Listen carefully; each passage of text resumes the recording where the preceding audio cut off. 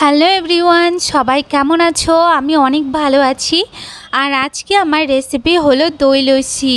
যা গরম পড়েছে, এই তীব্র গরমের হাত থেকে রেহাই পাওয়ার জন্য এরকম লস্যি রেসিপি আপনারা খুব সহজে বাড়িতে বানিয়ে নিতে পারেন। তাহলে মনটাও ঠান্ডা থাকবে আর পেটটা তো ঠান্ডা থাকবেই।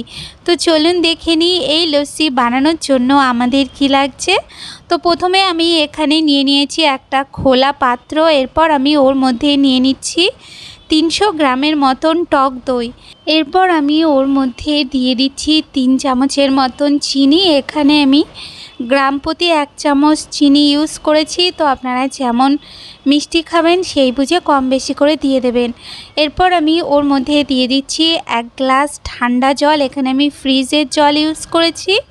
এরপর আমি ওর মধ্যে দিয়ে দিচ্ছি পরিমাণ মতন একটু বিট নুনটা দিয়ে এরপর আমি ওর মধ্যে দিয়ে দিচ্ছি 5-6টার মতন একটু লেবু পাতা। যদি আপনাদের কাছে লেবু পাতা না থাকে তাহলে লেবুর যে সবুজ অংশটা আছে সেটা একটু গ্রেট করে ওর মধ্যে দিয়ে দেবেন।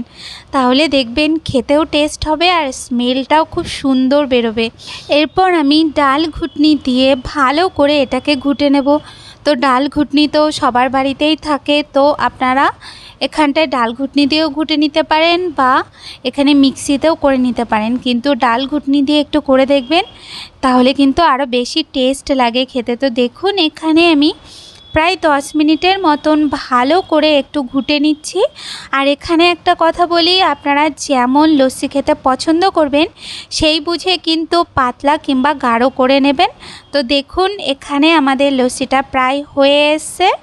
এই সময় আমরা লস্যিটাকে নিয়ে সার্ভ করব। তো এখানে আমি 2টো মাটির ভাঁড় নিয়ে নিয়েছি।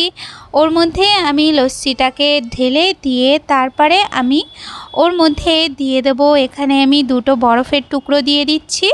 তো বরফের টুকরো দিয়ে এরপর আমি ওর ওপর থেকে একটু বিট নুন আর একটু ভাজা জিরের গুঁড়ো দিয়ে সার্ভ করব। তো দেখুন আমাদের লস্যি একদম রেডি। আপনারা কিন্তু অবশ্যই এইভাবে বাড়িতে ট্রাই করবেন। তো রেসিপিটা ভালো লাগলে অবশ্যই লাইক, কমেন্ট আর শেয়ার করতে ভুলবেন না। সবাই ভালো থাকবেন। দেখা হচ্ছে নতুন রেসিপির সাথে। ধন্যবাদ।